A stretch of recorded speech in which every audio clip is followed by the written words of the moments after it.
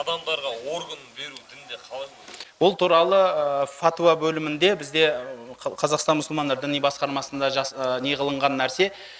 Бұл бүкіл негізі бұл мазхабқа қарамайтын пікір, өйткені осы заманның фатуасы бүкіл әлемдік мұсылмандар лигасында шыққан фатуа бойынша адамның өзіне зиян келетін дене мүшесін бере алмайды басқаға.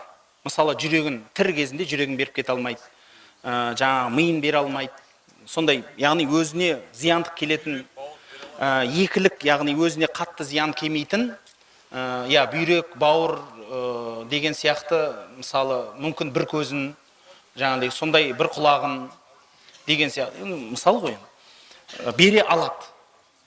Сонан соң енді өлген адам болса, соның мүшелері дейтін болсақ, біріншіден мәйіттің егесі керек, және мәйіттің ырзалығы керек оған. Егер әйтеуір біреу тауып алып бүйтіп ала салу деген жақсы емес енді. Мақұл енді егесіз болып қап кетсе, немесе сондай болса, ол басқа нәрсе.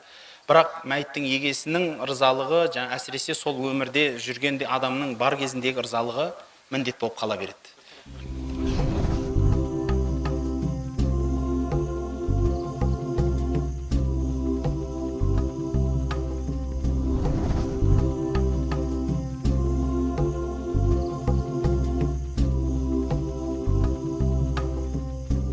Әл-Маруа компаниясы. Бізбен бірге болыңыздар. Қажыларға жасалған қызмет біз үшін мәртебелі құрмет.